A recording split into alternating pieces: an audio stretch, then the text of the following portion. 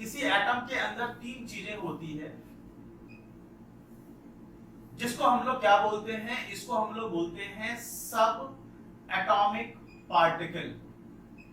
इसको हम लोग सब एटॉमिक पार्टिकल बोलते हैं। तो एटम के अंदर तीन चीजें, पहली चीज इलेक्ट्रॉन,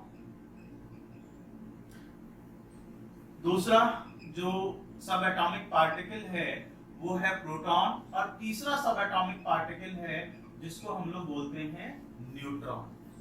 ठीक है, ये तीन सब एटॉमिक पार्टिकल होता है किसी एटम के अंदर। इलेक्ट्रॉन पे जो चार्ज होती है वो चार्ज होता है नेगेटिव, मतलब इसमें नेगेटिव चार्ज। प्रोटॉन पे पॉजिटिव चार्ज, और न्यूट्रॉन जो है ये न्यूट्रल होता है नेचर में, जिसके ऊपर कोई चार्ज नहीं होता।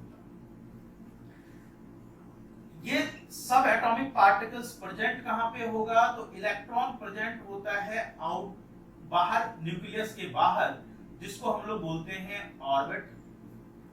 प्रोटॉन और न्यूट्रॉन ये दोनों प्रेजेंट होता है इनसाइड न्यूक्लियस, न्यूक्लियस के अंदर प्रेजेंट होता है। ठीक है, जैसे मान लीजिए ये कोई एटम है, तो एटम में प्रोटॉन और साथ में न्यूट्रॉन, ये दोनों कहां प्रेजेंट हैं, ये प्रेजेंट हैं उसके न्यूक्लियस के अंदर। बाहर में जहां पे इलेक्ट्रॉन प्रेजेंट होता है उस जगह को हम लोग क्या बोलते हैं, उस जगह को हम लोग बोलते हैं ऑर्बिट, जिस जगह पे इलेक्ट्रॉन प्रेजेंट होता है, और ये इसके न्यूक्लियस के चारों ओर रोटेट कर रहा होता है, मूव कर रहा होता है, इसके चारों ओर सर्कुलर मोशन में मूव कर रहा होता है। ठीक है, अब किस ऑर्बिट में कितने इलेक्ट्रॉन होंगे इसके बारे में हमने डिस्कशन किया था, और मैंने आपको बताया था कि पहली ऑर्बिट जो न्यूक्लियस के सबसे पहली वाली पास वाली ऑर्बिट होती है, जिस ऑर्बिट के बारे में थोड़ा सा हम एक बार देख लेते हैं, इसके बारे में भी। किसी भी एटम, कोई भी एक एटम दूसरे एटम से डिफर करता कैसे है, कोई भी एक एटम दूसरे एटम से डिफर करेगा कैसे, वो करेगा by the different number of proton, different number of electron and neutron. में भी न्यूट्रॉन भी अलग अलग हो सकता है, लेकिन प्रोटॉन तो हर एक एटम का अलग अलग होगा। ठीक है, प्रोटॉन के बेस पे ही, प्रोटॉन कितने नंबर हैं उसमें, उसी के बेस पे हम किसी भी एटम की एटॉमिक नंबर डिसाइड करते हैं। तो किसी भी एटम का जो एटॉमिक नंबर होता है वो हमेशा उसके नंबर ऑफ प्रोटॉन के बराबर में होता है, और नंबर ऑफ प्रोटॉन जो है ये उसके नंबर ऑफ इलेक्ट्रॉन के बराबर में होगा, जब तक वो रिएक्शन में पार्टिसिपेट ना किया हो तब तक ये बराबर होगा, जब तक वहां पे कोई रिएक्शन ना हुई हो तब तक। जब भी कोई एटम रिएक्शन में पार्टिसिपेट करेगा तो वहां पे पार्टिसिपेट आखिर करता कौन है, पार्टिसिपेट करता है इलेक्ट्रॉन, और वो भी कौन सा इलेक्ट्रॉन, जो आउटर मोस्ट ऑर्बिट की इलेक्ट्रॉन होती है। आउटर मोस्ट ऑर्बिट की जो इलेक्ट्रॉन है वही हमेशा रिएक्शन में पार्टिसिपेट करती है। क्यों पार्टिसिपेट करती है, अपनी स्टेबिलिटी के लिए। कोई भी एटम रिएक्शन में क्यों पार्टिसिपेट करेगा, स्टेबिलिटी के लिए, अपने आप को स्टेबल बनाने के लिए। तो आउटर मोस्ट ऑर्बिट जो है वो अपने आउटर मोस्ट ऑर्बिट के इलेक्ट्रॉन को स्टेबल करने के लिए, आउटर मोस्ट ऑर्बिट को कंप्लीट करने के लिए, फिल करने के लिए रिएक्शन में पार्टिसिपेट करता है। ठीक है, तो ऑर्बिट को फिल करेगा कैसे, ऑर्बिट को कंप्लीट करने के लिए या फिल करने के लिए it will take part in the chemical reaction, it will take part in chemical reaction, अपने to fill outer most orbit, अपनी आउटर मोस्ट ऑर्बिट को कंप्लीट करना। ठीक है, अब जो आउटर मोस्ट ऑर्बिट है उस ऑर्बिट को कंप्लीट कर कैसे सकता है, ये तीन तरीके से कर सकता है। आइदर बाय गेनिंग इलेक्ट्रॉन,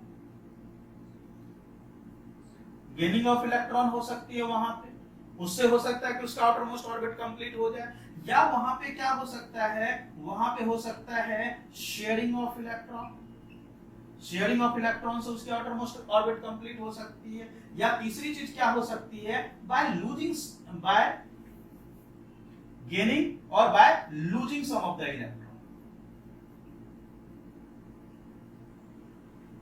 ये तीन तरीके से कोई एटम रिएक्शन में पार्टिसिपेट कर सकता है। कौन सा तीन तरीका? या तो कुछ इलेक्ट्रॉन को गेन करे, या कुछ इलेक्ट्रॉन को शेयर कर ले, या फिर कुछ इलेक्ट्रॉन को वो लूज कर ले। इस तीन तरीके से केमिकल रिएक्शन में पार्टिसिपेट करेगा। अब हम लोग ये समझते हैं कि किसी भी एटम का जो एटॉमिक नंबर है, एटॉमिक नंबर के अकॉर्डिंग उसकी कॉन्फ़िगरेशन क्या होती है। तो सबसे पहले हम लोग ये समझेंगे कि कॉन्फ़िगरेशन क्या होता है। ठीक है, कॉन्फ़िगरेशन क्या होता है समझिए।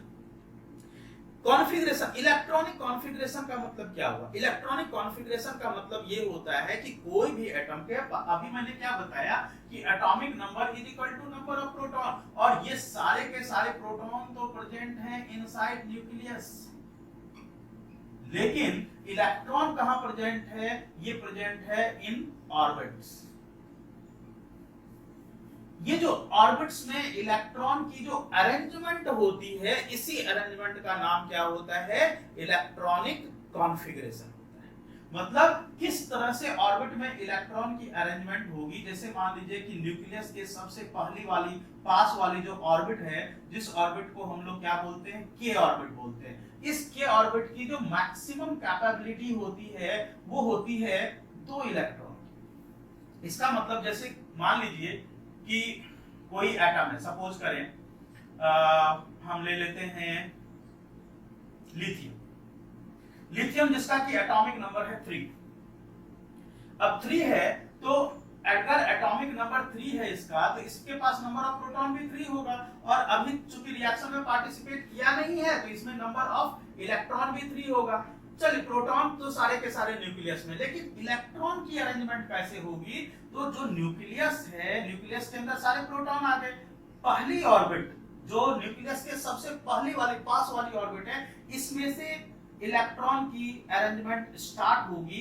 पहली ऑर्बिट की कैपेबिलिटी कितनी है? 2 इलेक्ट्रॉन की है, तो इस 3 में से 2 इलेक्ट्रॉन को वो पहली ऑर्बिट में फिल कर दिया, क्योंकि इसकी कैपेबिलिटी ही 2 इलेक्ट्रॉन की है, तो इसमें उसने फिल कर दिया। अब इसके बाद जो 1 इलेक्ट्रॉन बचा है वो उसको नेक्स्ट ऑर्बिट में लेकर के जाएगा। पहली ऑर्बिट के हो गई, दूसरी ऑर्बिट को हम लोग एल बोलते हैं, एल ऑर्बिट जो है उसमें लेकर के जाएगा ये। तो यही जो कॉन्फ़िगरेशन है, इसी कॉन्फ़िगरेशन को, मतलब ये जो अरेंजमेंट है, इसी अरेंजमेंट को क्या बोला जाता है? इसका कॉन्फ़िगरेशन बोला जाता है। तो पहली ऑर्बिट में मैक्सिमम कितने इलेक्ट्रॉन की कैपेसिटी है? 2 इलेक्ट्रॉन की कैपेसिटी। अब सेकंड ऑर्बिट जो है, हमेशा अरेंजमेंट जब भी स्टार्ट होगी वो इनरमोस्ट ऑर्बिट से स्टार्ट होगी, न्यूक्लियस के सबसे पास वाले ऑर्बिट से स्टार्ट होगी। सेकंड ऑर्बिट को हम लोग एल ऑर्बिट बोलते हैं, जिसकी मैक्सिमम कैपेबिलिटी 8 इलेक्ट्रॉन की है। मतलब इसमें ज्यादा से ज्यादा कितने इलेक्ट्रॉन अरेंज हो सकते हैं? 8 इलेक्ट्रॉन ही अरेंज हो सकते हैं, 8 से ज्यादा इलेक्ट्रॉन अरेंजमेंट नहीं हो सकते। और उसी 8 इलेक्ट्रॉन को कंप्लीट करने के लिए या तो ये कुछ इलेक्ट्रॉन गेन करेगा, या कुछ इलेक्ट्रॉन लूज कर सकता है, या फिर कुछ इलेक्ट्रॉन की ये क्या कर सकता है? शेयरिंग कर सकता है। ठीक है, इसी को हम लोग क्या बोलते हैं? केमिकल रिएक्शन बोलते हैं, कि कितने इलेक्ट्रॉन वो गेन करेगा, कितने इलेक्ट्रॉन लूज करेगा, या कितने इलेक्ट्रॉन की वो शेयरिंग करेगा। That much number of electron is called its valency. कितने इलेक्ट्रॉन गेन करेगा, कितने इलेक्ट्रॉन लूज करेगा, या कितने इलेक्ट्रॉन की शेयरिंग करेगा, that much number of electron is called its valency. इसी को हम लोग इसकी वैलेंसी बोलते हैं। तो अब जैसे इसकी बात करें तो इसका कॉन्फ़िगरेशन क्या है? लिथियम की बात करें तो लिथियम का कॉन्फ़िगरेशन क्या है? 2 और 1 है। तो अगर 2 और 1 है तो अब इस ऑर्बिट को कंप्लीट करने के लिए इसके पास 2 ऑप्शन है, या तो ये 7 इलेक्ट्रॉन को गेन करे, या अपने 1 इलेक्ट्रॉन को भी लूज कर दे, है ना? दो पॉसिबिलिटीज है ना इसके पास। या तो 7 इलेक्ट्रॉन गेन करके इसको कंप्लीट कर ले, या फिर अपने उस 1 इलेक्ट्रॉन को भी लूज कर दे। जब अपने 1 इलेक्ट्रॉन को भी लूज कर देगा तो इसके पास सिर्फ एक ही ऑर्बिट बचेगी, और वो ऑर्बिट तो ऑलरेडी कंप्लीट है इसकी, है ना? अब इसको रिएक्शन में इसी के लिए तो पार्टिसिपेट किया, अपनी ऑर्बिट को कंप्लीट करने के लिए। ये ऑर्बिट हो गई कंप्लीट इसकी, ठीक है? इसी के लिए रिएक्शन में पार्टिसिपेट करेगा। क्लियर? चलिए, ये तो सेकंड ऑर्बिट हो गई, जिसकी कैपेबिलिटी कितनी हो गई? 8 इलेक्ट्रॉन। एक और एग्जांपल हम लोग देखते हैं। मान लीजिए फ्लोरीन है, या ऑक्सीजन मान लीजिए। ऑक्सीजन जिसका कि एटॉमिक नंबर होता है 8, तो कॉन्फ़िगरेशन इसका क्या बनेगा? पहली ऑर्बिट में 2 इलेक्ट्रॉन, जैसे न्यूक्लियस है, न्यूक्लियस के पहली पास वाली ऑर्बिट में 2 इलेक्ट्रॉन अरेंज करेगा, टोटल 8 इलेक्ट्रॉन है इसके पास। पहली ऑर्बिट में 2 इलेक्ट्रॉन आ गए, अब दूसरी ऑर्बिट में कितने इलेक्ट्रॉन ये फिल करेगा, बाकी के जो इलेक्ट्रॉन बचे हैं वो इलेक्ट्रॉन को दूसरी ऑर्बिट में लेकर जाएगा। कितने इलेक्ट्रॉन हो गए, 6 इलेक्ट्रॉन। अब इस ऑर्बिट को कंप्लीट करना है, इसको कैसे कंप्लीट करेगा, 2 और 6 कॉन्फ़िगरेशन हो गए, पहले के ऑर्बिट में 2 और एल ऑर्बिट में हो गए इसके 6 इलेक्ट्रॉन। अब इसको कैसे अरेंज किया जाएगा, इसको अरेंज करने के लिए इसके पास दो ऑप्शन है, या तो ये 2 इलेक्ट्रॉन को गेन करे या अपने 6 के 6 इलेक्ट्रॉन को लूज कर दे। दोनों में से कंफर्टेबल इसके लिए क्या है, कंफर्टेबल है 2 इलेक्ट्रॉन गेन करना। तो that much number of electron for which this oxygen will take part in the reaction, that is called as its valency। तो इसकी वैलेंसी क्या हो जाएगी, इसकी वैलेंसी हो जाएगी 2। तो ऑक्सीजन की वैलेंसी कितनी हो गई, 2 हो गई। ठीक है, क्लियर है यहां तक। चलिए अब हम तीसरी ऑर्बिट में आते हैं। तीसरी ऑर्बिट जो है इसकी कैपेबिलिटी होती है, थर्ड ऑर्बिट जो है इसकी कैपेबिलिटी होती है के एल के बाद नेक्स्ट ऑर्बिट है एम, और इसकी कैपेबिलिटी मैक्सिमम कैपेबिलिटी 18 होती है। ठीक है, 18 होती है। और ये कैसे डिसाइड किया जाता है, कैपेबिलिटी पता कैसे करते हैं, ये पता करने का एक फॉर्मूला है जिसको 2n² बोलते हैं। 2n², where n is the number of orbit, where n is the number of orbit। आप यहाँ पे n की जगह पे थर्ड रख के देखो, 2 into 3 का स्क्वायर, 3 का स्क्वायर 9, 9 into 2 कितना हो गया, 18 हो गया। यहाँ पे n जो है that is number of orbit, और इसी फॉर्मूला से हम लोग निकालते क्या है कि उसकी कैपेबिलिटी कितनी होती है। तो इसकी कैपेबिलिटी तो 18 होती है, बिल्कुल सही बात है, लेकिन यहाँ पे एक और रूल है, और रूल क्या है कि अगर कोई ऑर्बिट सबसे बाहर की ऑर्बिट है, जैसे m ऑर्बिट अगर सबसे बाहर की ऑर्बिट है, यही चीज n के लिए भी आएगा।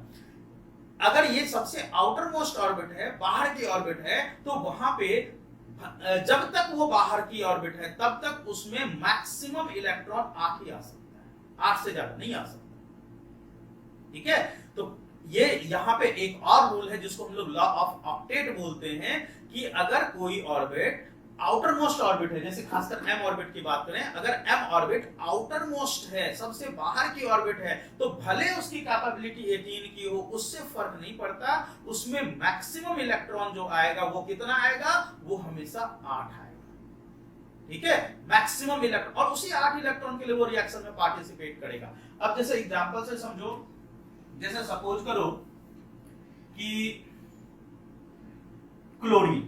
क्लोरीन जिसका कि एटॉमिक नंबर है 17, अब इसका एटॉमिक नंबर 17 है, तो इसका मतलब ये हुआ कि इसके पास नंबर ऑफ प्रोटॉन भी 17 है, नंबर ऑफ न्यूट्रॉन इलेक्ट्रॉन भी 17 है, मतलब 17 के 17 प्रोटॉन तो इसके न्यूक्लियस के अंदर आ गए। पहली ऑर्बिट में इसके 2 इलेक्ट्रॉन की अरेंजमेंट होगी, क्योंकि पहली ऑर्बिट में हमेशा 2 इलेक्ट्रॉन की होती है। दूसरे ऑर्बिट में 8 इलेक्ट्रॉन की अरेंजमेंट होगी, 2 3 4 5 6 7 और 8 इलेक्ट्रॉन अरेंज हो गए। अब इसके पास अभी भी 2 अरेंज हो गए के में, एल में कितने हो गए, 8 अरेंज हो गए। अब अभी भी इसके पास 7 इलेक्ट्रॉन बाकी है, जिसको ये कहां फिल करेगा, एम ऑर्बिट में फिल करेगा। तो एम ऑर्बिट में अब ये 7 बाकी बचे हुए 7 इलेक्ट्रॉन को फिल करेगा, 4 5 6 7 इलेक्ट्रॉन को फिल किया इसने। अब ये ऑर्बिट देखो, अभी आउटर मोस्ट ऑर्बिट है, जब तक ये आउटर मोस्ट ऑर्बिट है इसकी कैपेबिलिटी 8 की ही रहेगी। ठीक है, यही रूल बोला था अभी मैंने, भले इसकी कैपेबिलिटी 18 की हो, लेकिन जब तक ये आउटर मोस्ट है तब तक इसमें 8 इलेक्ट्रॉन ही आ सकता है, मतलब इसमें 8 इलेक्ट्रॉन ही अभी आ सकता है। तो अभी ये 1 इलेक्ट्रॉन के लिए रिएक्शन में पार्टिसिपेट करेगा, तो इसके पास जो 7 आउटर मोस्ट ऑर्बिट के इलेक्ट्रॉन है, इसको कंप्लीट करने के लिए इसके पास क्या ऑप्शन है, या तो ये 1 इलेक्ट्रॉन कहीं से गेन कर ले, या अपने 7 के 7 इलेक्ट्रॉन को लूज कर दे। यही तो ऑप्शन है ना इसके पास, या तो 1 इलेक्ट्रॉन गेन करे या 7 के 7 इलेक्ट्रॉन को लूज करे। तो दोनों में से कंफर्टेबल इसके लिए क्या है, कंफर्टेबल हमेशा इसके लिए क्या होगा, 1 इलेक्ट्रॉन को गेन करना। तो ये 1 इलेक्ट्रॉन गेन करेगा, that one will be it's balance. Chlorine की बैलेंस कितनी हो जाएगी, 1 हो जाएगी। चलिए अब हम लोग आते हैं फोर्थ ऑर्बिट में। फोर्थ ऑर्बिट की बात करते हैं। फोर्थ ऑर्बिट जो है इसको हम n बोलते हैं। अब इसमें अगर 4 n की जगह पे 4 रखें तो यहाँ पे आएगा 32। तो ये 32 मैक्सिमम कैपेबिलिटी होगी n ऑर्बिट की। लेकिन लेकिन जब तक ये आउटर मोस्ट रहेगा तब तक उसमें ज्यादा से ज्यादा कितने इलेक्ट्रॉन आ सकते हैं? ज्यादा से ज्यादा 8 ही आ सकते हैं। ये है लॉ ऑफ ऑक्टेट।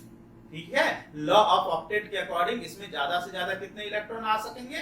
8 इलेक्ट्रॉन ही आ सकेंगे। एक एग्जांपल से समझिए, जैसे मान लीजिए कि पोटेशियम नाम का एक एलिमेंट है जिसका कि एटॉमिक नंबर होता है 19। अब एटॉमिक नंबर 19 है तो इसका मतलब नंबर ऑफ प्रोटॉन भी 19 होंगे, नंबर ऑफ इलेक्ट्रॉन भी 19 होंगे, जब तक रिएक्शन में पार्टिसिपेट नहीं किया है तब तक। तो इसके न्यूक्लियस में इसमें अभी 19 प्रोटॉन होंगे। पहली ऑर्बिट में इसके आ जाएगा 2 इलेक्ट्रॉन। 2 इलेक्ट्रॉन पहली ऑर्बिट में आ गया, जिस ऑर्बिट का नाम क्या है? जिस ऑर्बिट का नाम है के ऑर्बिट। चलो, के ऑर्बिट में आ गया इसके 2 इलेक्ट्रॉन, यहां पे आ गए 2 इलेक्ट्रॉन। दूसरी ऑर्बिट एल ऑर्बिट में आ गए 8 इलेक्ट्रॉन, 4 5 6 7 और 8 इलेक्ट्रॉन एल ऑर्बिट। तीसरी orbit N orbit, M orbit. अब ये एम ऑर्बिट जो है ये आउटर मोस्ट ऑर्बिट है, तो भले इसकी कैपेबिलिटी 18 की हो, लेकिन जब तक ये आउटर मोस्ट है तब तक इसमें सिर्फ 8 इलेक्ट्रॉन ही कंप्लीट हो सकते हैं। 4 हो गए, 5 6 7 8 इलेक्ट्रॉन ही कंप्लीट हो सकते हैं। अब आ जाइए आप, इसमें तो 8 हो गए कंप्लीट। अब बाकी अभी भी इसके पास 1 इलेक्ट्रॉन बचा है। देखो 8 2 10 8 18 ही हुआ है, अभी 1 इलेक्ट्रॉन और बचा हुआ है। तो अगला इलेक्ट्रॉन किस में जाएगा? अगला इलेक्ट्रॉन जाएगा एन ऑर्बिट में। और ये जो अरेंजमेंट है, यही अरेंजमेंट क्या कहलाएगी? इसकी इलेक्ट्रॉनिक कॉन्फ़िगरेशन कहलाएगी। This is called as electronic configuration. ठीक है, इलेक्ट्रॉन की अरेंजमेंट किस ऑर्बिट में कितनी होती है, that is called as electronic configuration. अब इस ऑर्बिट को देखो, आउटर मोस्ट ऑर्बिट को कंप्लीट करने के लिए ही वो रिएक्शन में पार्टिसिपेट करेगा, है ना। अब इसको कंप्लीट करने के लिए इसके पास क्या ऑप्शन है? इस ऑर्बिट को कंप्लीट करने के लिए n is the outer most orbit, this n is the outer most orbit, this one. इसको कंप्लीट करने के लिए इसके पास 2 ऑप्शन है, either it will have to gain 7 electron और इट में लूज 1 इलेक्ट्रॉन। अब दोनों में से कंफर्टेबल इसके लिए क्या होगा? दोनों में से कंफर्टेबल इसके लिए क्या होगा? By losing 1 electron. ये 1 इलेक्ट्रॉन को लूज करना ज्यादा कंफर्टेबल होगा, तो ये 1 इलेक्ट्रॉन को लूज करेगा। और वही 1 इलेक्ट्रॉन लूज करना मतलब जितने नंबर ऑफ इलेक्ट्रॉन ये लूज करेगा, that will be it's valency. तो पोटेशियम की वैलेंसी क्या हो जाएगी? 1। और जब भी कोई एलिमेंट इलेक्ट्रॉन लूज करे, गेन करे या फिर शेयर करे, इसी को तो हम लोग केमिकल रिएक्शन बोलते हैं। और ये क्यों होता है? That is to become more stable. अपने आप को स्टेबल बनाने के लिए कोई एटम रिएक्शन में पार्टिसिपेट करता है। तो जब भी कोई एलिमेंट इलेक्ट्रॉन डोनेट करेगा, मैंने अभी बताया कि 3 तरीके से रिएक्शन हो सकता है, either bye donating electron. Electron donate कौन करता है? ये करता है मेटल। इलेक्ट्रॉन डोनेट कौन करता है? ये करता है मेटल। ऐसे कुछ नॉन मेटल भी करते हैं, बट आपके क्लास के लिए मेटल सफिशिएंट है। आप ऐसे समझो, मेटल्स नॉन मेटल्स भी करते हैं, बट आपको अभी के समझने के लिए, 9th क्लास के समझने के लिए इतना आप सफिशिएंटली समझ सकते हो कि मेटल डोनेट करता है। गेनिंग ऑफ इलेक्ट्रॉन कौन करता है? गेनिंग ऑफ इलेक्ट्रॉन करता है, या फिर शेयरिंग ऑफ इलेक्ट्रॉन कौन करता है? ये दोनों काम करेगा कौन? ये दोनों काम करेगा नॉन मेटल। तो जब भी कहीं पे आप शेयरिंग ऑफ इलेक्ट्रॉन की बात कर रहे हो, तो इसका मतलब वो क्या है? नॉन मेटल है। और जहां पर भी आप डोनेशन ऑफ इलेक्ट्रॉन, इलेक्ट्रॉन को डोनेट करने की हम बात कर रहे हैं, तो वो क्या है? मेटल है। सपोज कीजिए कि हम बात करते हैं फ्लोरीन। फ्लोरीन जिसका एटॉमिक नंबर होता है 9, तो कॉन्फ़िगरेशन इसका क्या बनेगा? 2 और 7। देखो 2 और 7 अगर इसका स्ट्रक्चर हम बनाएं इस एटम का, तो इसमें न्यूक्लियस में प्रेजेंट होगी प्रोटॉन। कितने प्रोटॉन होगी? 9 प्रोटॉन होगी। प्रोटॉन पे चार्ज कौन सी होती है? पॉजिटिव चार्ज होती है। और इलेक्ट्रॉन पे चार्ज कौन सी होगी? नेगेटिव होगी। अभी हम न्यूट्रॉन नहीं बना रहे हैं यहाँ पे, न्यूट्रॉन हम बाद में पढ़ेंगे। न्यूट्रॉन से मास डिसाइड होता है, तो न्यूट्रॉन, अभी हम चूंकि केमिकल रिएक्शन की बात कर रहे हैं तो उसमें न्यूट्रॉन का कोई रोल है नहीं, तो हम लोग अभी सिर्फ मास, सिर्फ हम लोग रिएक्शन की बात कर रहे हैं, इसलिए न्यूट्रॉन को हम कंसीडर नहीं कर रहे। पहली ऑर्बिट में आ गए इसके 2 इलेक्ट्रॉन, ये 2 इलेक्ट्रॉन के ऑर्बिट में। एल ऑर्बिट में 7 इलेक्ट्रॉन, 1 2 3 4 5 6 7। अब देखो इसको अपने आप को स्टेबल बनाने के लिए इस ऑर्बिट को कंप्लीट करना होगा। अब इस ऑर्बिट को कंप्लीट करने के लिए इसके पास क्या ऑप्शन है, या तो ये 7 इलेक्ट्रॉन को डोनेट करे या फिर 1 इलेक्ट्रॉन कहीं से गेन कर ले।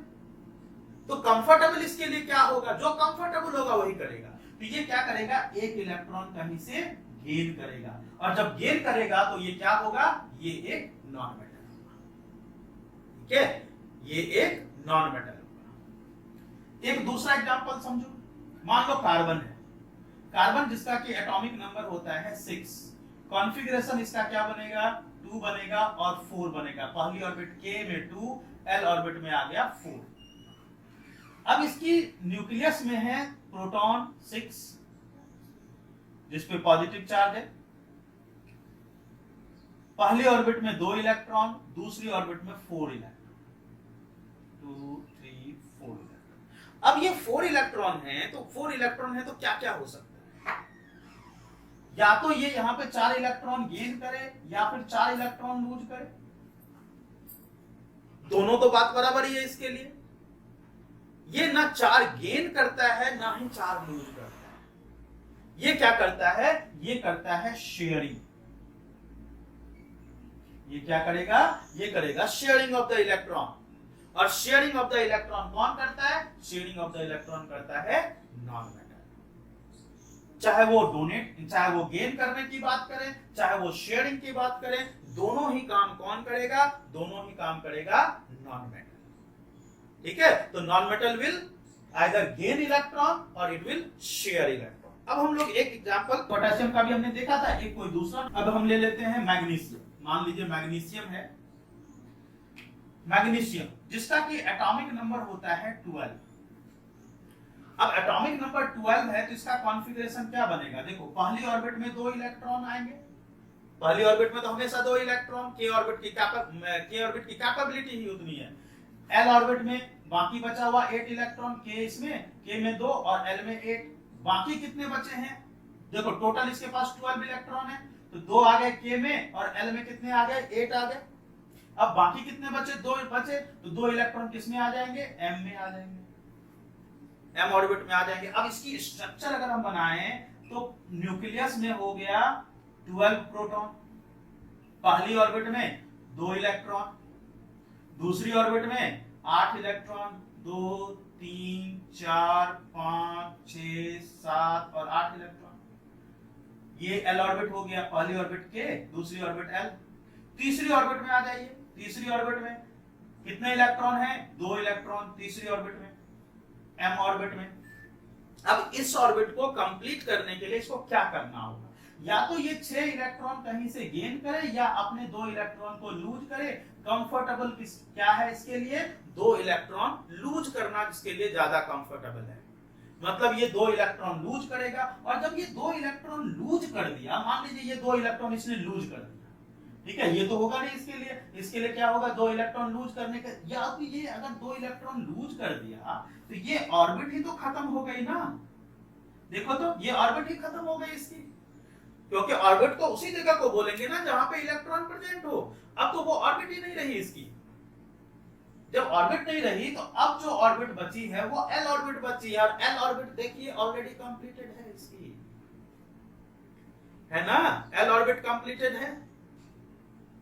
समझ में आई बात, क्लियर हुआ।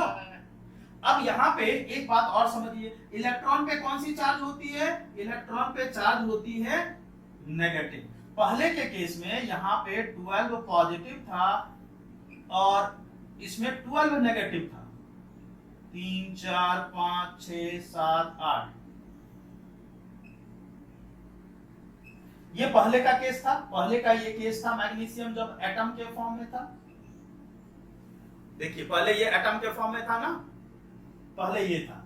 अब इसने क्या किया, इसमें अब यहाँ पे देखो मैग्नीशियम जब ये एटम के फॉर्म में था तो इसमें 12 प्रोटॉन थे जिसपे पॉजिटिव चार्ज था और 12 इलेक्ट्रॉन थे जिसपे की नेगेटिव चार्ज था। देखो समझ में आ रही बात? प्रोटॉन पे कौन सी चार्ज होती है? पॉजिटिव चार्ज होती है। और इलेक्ट्रॉन पे कौन सी चार्ज होती है? नेगेटिव चार्ज होती है।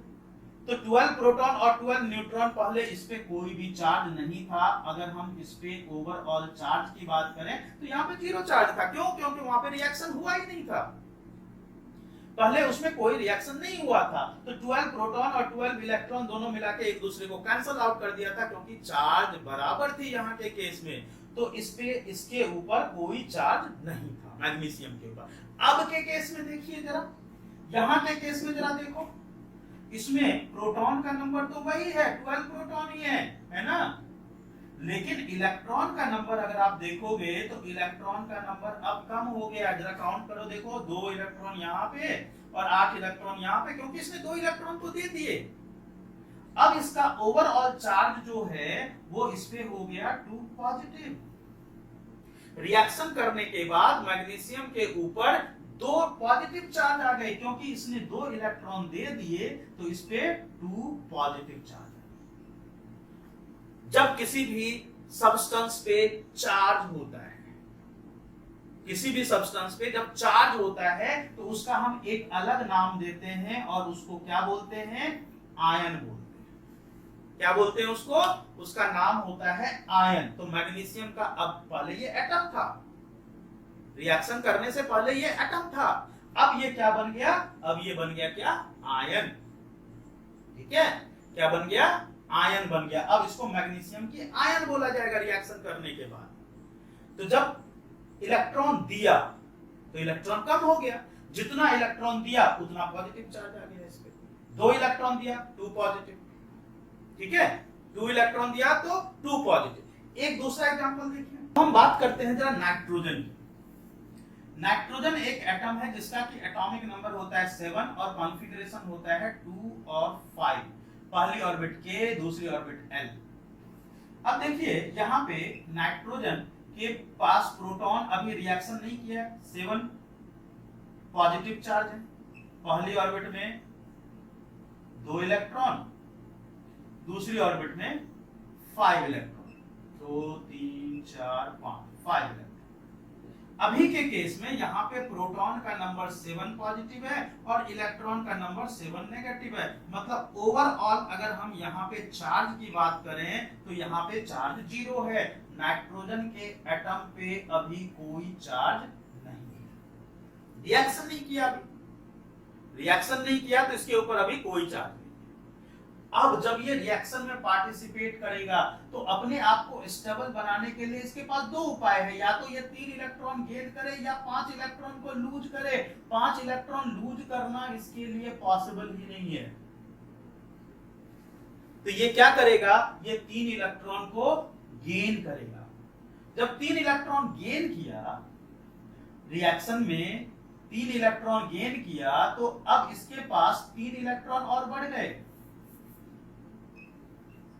प्रोटॉन 7 पॉजिटिव, पहली ऑर्बिट में 2 इलेक्ट्रॉन, दूसरी ऑर्बिट में पहले 5 था और अब 3 इलेक्ट्रॉन और गेन कर लिया, 3 4 5 6 7 8, 3 इलेक्ट्रॉन और गेन कर लिया। देखिए अब इसके पास अगर प्रोटॉन का नंबर देखो तो वही है ना, प्रोटॉन तो कभी रिएक्शन में पार्टिसिपेट करता ही नहीं है, वो तो न्यूक्लियस के अंदर बेचारा, वो कहां से रिएक्शन में पार्टिसिपेट करेगा।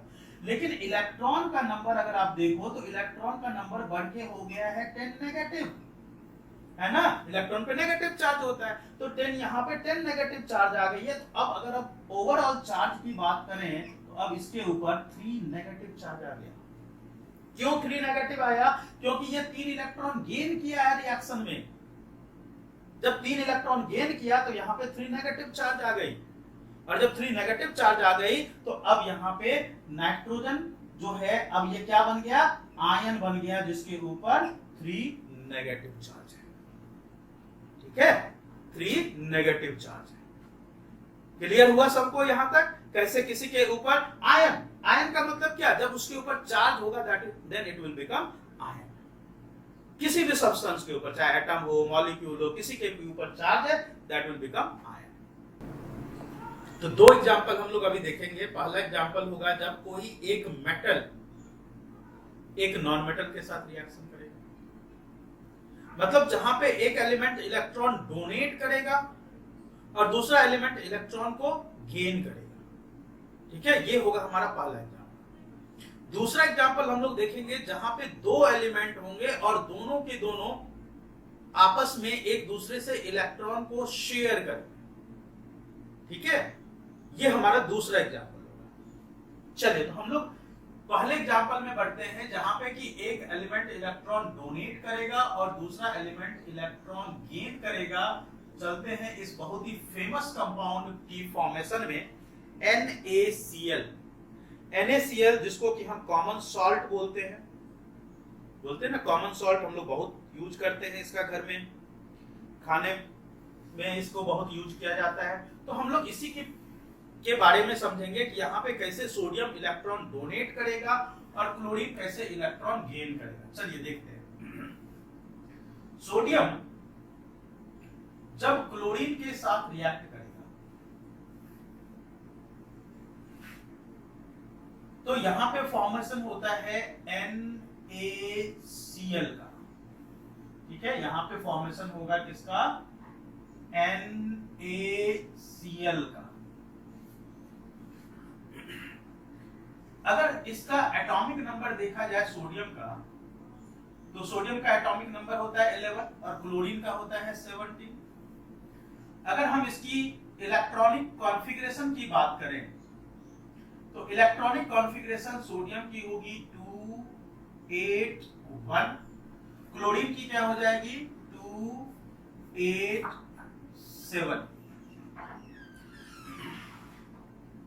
नंबर ऑफ प्रोटॉन में सोडियम के पास 11 प्रोटॉन है और क्लोरीन के पास 17 प्रोटॉन। ठीक है, जितना एटॉमिक नंबर होता है उतने ही नंबर ऑफ प्रोटॉन होते हैं उसके। अभी यहाँ पे कोई केमिकल रिएक्शन हुआ नहीं है, अभी रिएक्शन से पहले की स्टेज है।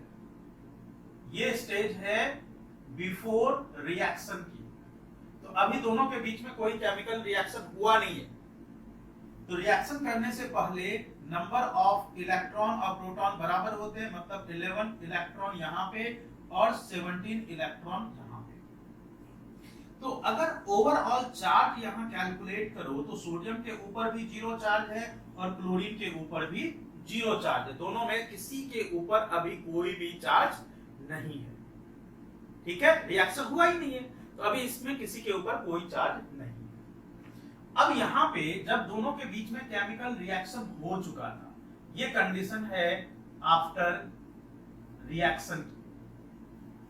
तो सोडियम में अगर आप यहाँ पे वैलेंसी याद करो तो मैंने क्या बोला था कि सोडियम के जो आउटरमोस्ट ऑर्बिट के इलेक्ट्रॉन हैं, इसको कंप्लीट करने के लिए इसके पास कंफर्टेबल जो तरीका है, या तो 7 गेन करे या 1 लूज करे। दोनों में से कंफर्टेबल क्या है? 1 इलेक्ट्रॉन को लूज करना। तो ये क्या करेगा? सोडियम अपने 1 इलेक्ट्रॉन को लूज करेगा, डोनेट करेगा। किसको? क्लोरीन को। तो जब सोडियम अपने 1 इलेक्ट्रॉन क्लोरीन को डोनेट करेगा तो सोडियम के पास प्रोटॉन का नंबर, अब कॉन्फ़िगरेशन क्या बन जाएगी सोडियम की? सोडियम की कॉन्फ़िगरेशन हो जाएगी 2 और 8। 1 इलेक्ट्रॉन डोनेट कर दिया ना, तो सोडियम की कॉन्फ़िगरेशन क्या बन गई? अब वो सोडियम आयन के फॉर्म में आ गया और क्लोरीन 1 इलेक्ट्रॉन गेन करने के बाद वो क्लोराइड आयन के फॉर्म में आ गया और इसकी कॉन्फ़िगरेशन बन जाएगी 288। देखिए, इसी के लिए तो इसको रिएक्शन में पार्टिसिपेट करना था, आउटर मोस्ट ऑर्बिट को कंप्लीट करने के लिए। दोनों की आउटर मोस्ट ऑर्बिट आप देखें कंप्लीट हो गई, इसी के लिए कोई एटम रिएक्शन में पार्टिसिपेट करता है। और अब यहाँ पे अगर प्रोटॉन का नंबर देखो तो प्रोटॉन का नंबर तो उतना ही रहेगा ना, प्रोटॉन तो कभी रिएक्शन में पार्टिसिपेट करता ही नहीं है, तो प्रोटॉन का नंबर अभी भी उतना ही रहेगा। लेकिन इलेक्ट्रॉन का नंबर अब चेंज हो चुका और इलेक्ट्रॉन का नंबर अब इसके पास 10 है, इसके पास 18 हो गए। तो अगर हम ओवरऑल चार्ज की बात करें तो सोडियम के ऊपर 1 पॉजिटिव चार्ज है, क्योंकि इसने अपना 1 इलेक्ट्रॉन इसको डोनेट कर दिया है। तो इसके ऊपर 1 पॉजिटिव चार्ज आ गया। तो जब भी कोई एलिमेंट इलेक्ट्रॉन डोनेट करेगा तो वो क्या होगा, मेटल होगा, और मेटल जब भी रिएक्शन में पार्टिसिपेट करेगा तो उसके ऊपर कौन सी चार्ज आएगी, पॉजिटिव चार्ज आएगी। क्यों पॉजिटिव चार्ज आएगी, क्योंकि उसने अपना एक इलेक्ट्रॉन उसको डोनेट कर दिया है। अब क्लोरीन पे आइए, क्लोरीन देखो एक इलेक्ट्रॉन गेन कर रहा है, गेन करने वाला हमेशा क्या होता है, नॉन मेटल होता है। तो क्लोरीन जो है इसके ऊपर 1 नेगेटिव चार्ज आ गई। क्यों 1 नेगेटिव, क्योंकि वो एक इलेक्ट्रॉन गेन कर रहा है। तो एक नेगेटिव चार्ज गेन कर रहा है तो इसके ऊपर कौन सी चार्ज आ गई, नेगेटिव चार्ज आ गई। तो सोडियम के ऊपर कौन सी चार्ज, पॉजिटिव चार्ज, और क्लोरीन के ऊपर कौन सी चार्ज, नेगेटिव चार्ज। ये सोडियम और क्लोरीन में अगर देखो तो सोडियम के ऊपर पॉजिटिव, क्लोरीन के ऊपर नेगेटिव, और ये बन गया इस दोनों के फोर्स ऑफ अट्रैक्शन से। यहाँ पे देखो दोनों आयन, जो अब हम इसको आयन बोलेंगे ना, अब ये आयन के फॉर्म में आ गया। जब भी कोई एलिमेंट या मॉलिक्यूल पे चार्ज होता है तो उसको हम आयन बोलते हैं। तो सोडियम आयन बन गया, क्लोरीन आयन बन गया। अब यहाँ पे दोनों के बीच में जो फोर्स ऑफ अट्रैक्शन होगा काफी स्ट्रांग हो जाएगा। क्यों, क्योंकि इसके ऊपर पॉजिटिव चार्ज और इसके ऊपर नेगेटिव चार्ज। आपने पढ़ा ही है कि पॉजिटिव चार्ज और नेगेटिव चार्ज एक दूसरे को अट्रैक्ट करता है। तो यहाँ पे दोनों के बीच में काफी हाई अट्रैक्शन फोर्स होगी, और इसी हाई अट्रैक्शन फोर्स के कारण यहाँ पे बन गया वर्ल्ड का फेमस कंपाउंड। क्या नाम है इसका, सोडियम क्लोराइड। और आयन बनने के कारण हो रहा है यहाँ पे, इसलिए इस कंपाउंड को हम लोग आयोनिक कंपाउंड भी बोलते हैं। क्या बोलते हैं, आयोनिक कंपाउंड, क्योंकि आयन बनने से बन रहा है ये कंपाउंड, इसलिए इस कंपाउंड का नाम क्या हो जाएगा, आयनिक कंपाउंड। यहाँ पे मेटल इलेक्ट्रॉन डोनेट कर रहा है और नॉन मेटल इलेक्ट्रॉन गेन कर रहा है। तो अब हम लोग एक और एग्जांपल देखेंगे। ये एग्जांपल है वाटर।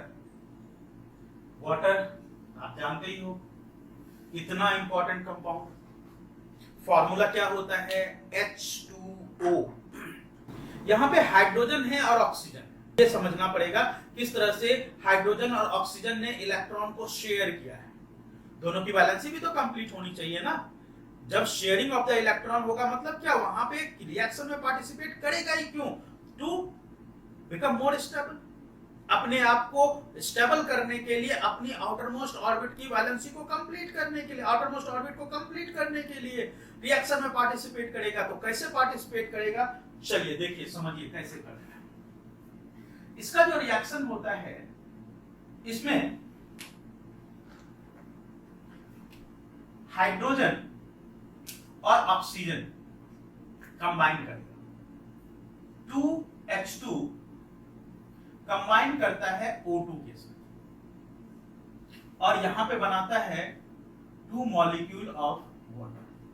अब इस 2H2 का मतलब क्या है, ये हाइड्रोजन का एक मॉलिक्यूल, ये H और ये H, ये हाइड्रोजन का दूसरा मॉलिक्यूल, ये भी H और ये भी H। 2 मॉलिक्यूल हो गए, है ना, 2 मॉलिक्यूल, एक मॉलिक्यूल ये हो गया एक H2 और ये हो गया एक H2। हाइड्रोजन जब भी प्रेजेंट होता है अपने मॉलिक्यूलर फॉर्म में ही होता है।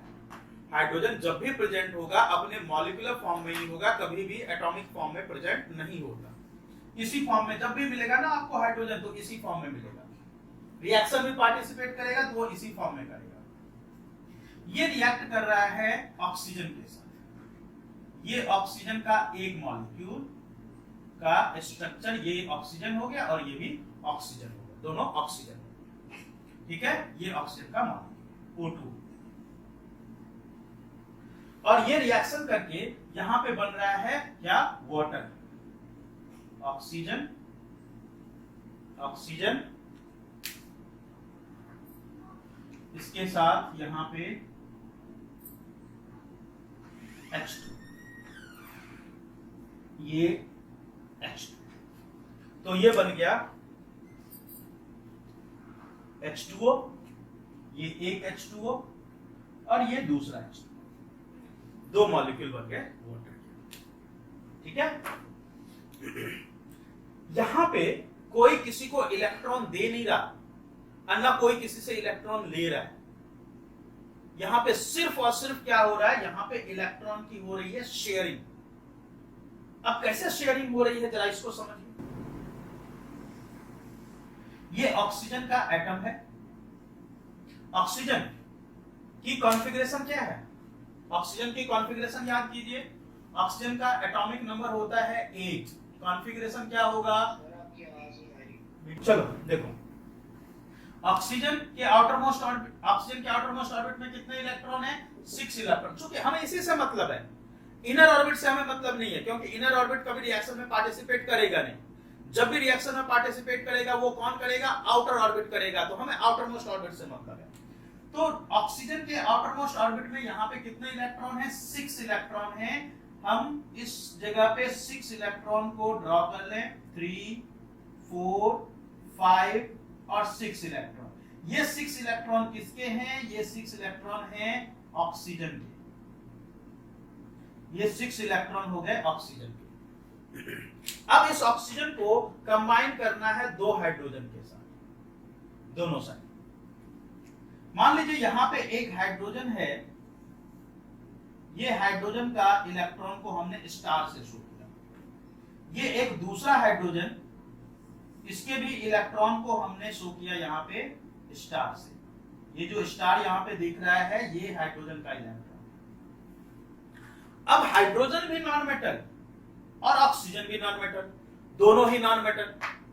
कि ऑक्सीजन के आउटर मोस्ट ऑर्बिट में 6 इलेक्ट्रॉन है, और हाइड्रोजन का अगर कॉन्फ़िगरेशन याद करो तो हाइड्रोजन का कॉन्फ़िगरेशन है 1, इसके पास एक ही इलेक्ट्रॉन है। तो हाइड्रोजन के पास एक इलेक्ट्रॉन है, दोनों हाइड्रोजन के पास एक एक इलेक्ट्रॉन, और ऑक्सीजन के पास कितने इलेक्ट्रॉन है, 6 इलेक्ट्रॉन है ऑक्सीजन के आउटर मोस्ट ऑर्बिट में। तो ऑक्सीजन और हाइड्रोजन दोनों ही नॉन मेटल है। तो जब दोनों नॉन मेटल है तो कोई किसी को इलेक्ट्रॉन नहीं देगा, ना ऑक्सीजन हाइड्रोजन को देगा, ना हाइड्रोजन ऑक्सीजन को देगा। वहां पे क्या होगा, शेयरिंग होगी, और शेयरिंग जब भी होता है तो वो बराबर बराबर इलेक्ट्रॉन की होती है। ठीक है, बराबर बराबर इलेक्ट्रॉन की होती है। शेयरिंग हमेशा जब भी होगी बराबर बराबर इलेक्ट्रॉन की होगी, जब भी होगी तो। और अब देखिए हाइड्रोजन है, तो हाइड्रोजन क्या करेगा, इसके एक इलेक्ट्रॉन को शेयर कर लेगा।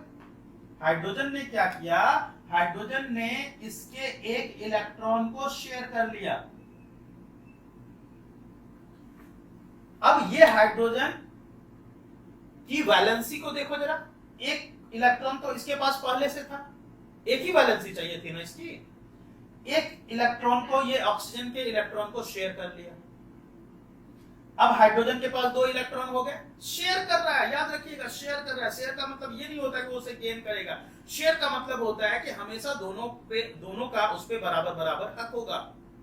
मतलब ये इलेक्ट्रॉन, ये वाला जो स्टार वाला जो हम हाइड्रोजन को का इलेक्ट्रॉन शो किए, वो ऑक्सीजन की भी वैलेंसी कंप्लीट करेगा, और ये जो इलेक्ट्रॉन है ऑक्सीजन का वो हाइड्रोजन की भी वैलेंसी कंप्लीट करेगा। ठीक है, तो दोनों की ही वैलेंसी को कंप्लीट करेगा। तो हाइड्रोजन की वैलेंसी कंप्लीट हो गई। अब यहाँ पे इस हाइड्रोजन के पास आइए, इधर वाला हाइड्रोजन इस ऑक्सीजन के इलेक्ट्रॉन को शेयर किया।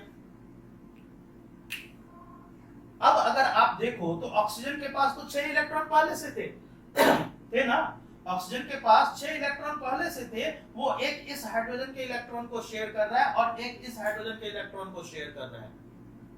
2 इलेक्ट्रॉन्स को शेयर कर रहा है, दोनों हाइड्रोजन के एक एक इलेक्ट्रॉन को। तो ऑक्सीजन के पास टोटल 8 इलेक्ट्रॉन कंप्लीट हो गए ना।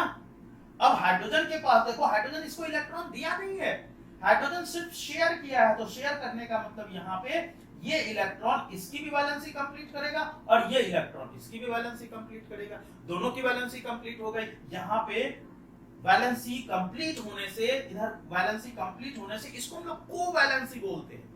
जो दोनों की वैलेंसी कंप्लीट करते हैं ना, that is called as covalency. ठीक है, तो ये कोवैलेंसी हो रही है, दोनों की वैलेंसी को सेटिस्फाई कर रही है, तो इसका नाम क्या होगा, कोवैलेंसी होगा। और इस तरह से जो कंपाउंड बनेंगे, इस तरह के कंपाउंड का नाम क्या होता है, कोवैलेंट कंपाउंड होता है। क्या बोलते हैं इसको, कोवैलेंट कंपाउंड बोलते हैं। जबकि इससे पहले वाले में हम लोग जब देख रहे थे NaCl का, तो वहां पे क्या बन रहा था, आयंस बन रहे थे, तो जिसको हमने क्या बोला, नाम दिया था आयोनिक कंपाउंड बोला था। बट यहाँ पे आप देखो क्या बन रहा है, कोवैलेंट कंपाउंड बन रहा है, कोवैलेंसी हो रही है, कोवैलेंट कंपाउंड बन रहा है। कैसे बनता है, by sharing of the electrons.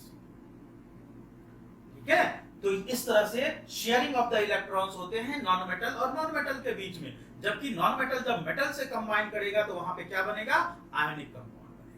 ये हमने आपको बता दिया कि कोई भी एटम, कोई दो एलिमेंट कैसे रिएक्शन करेगा, मेटल मेटल के साथ, मेटल नॉन मेटल के साथ, या नॉन मेटल के साथ, दोनों का रिएक्शन कैसे होगा ये मैंने आपको समझा दिया। अगर आपको ये समझ में आ गया है तो बहुत अच्छी बात है, आप बहुत बड़ा बेसिक कॉन्सेप्ट क्लियर कर चुके हो और इससे आपको बहुत सारा केमिकल रिएक्शंस बहुत आसानी से समझ में आ जाएगा।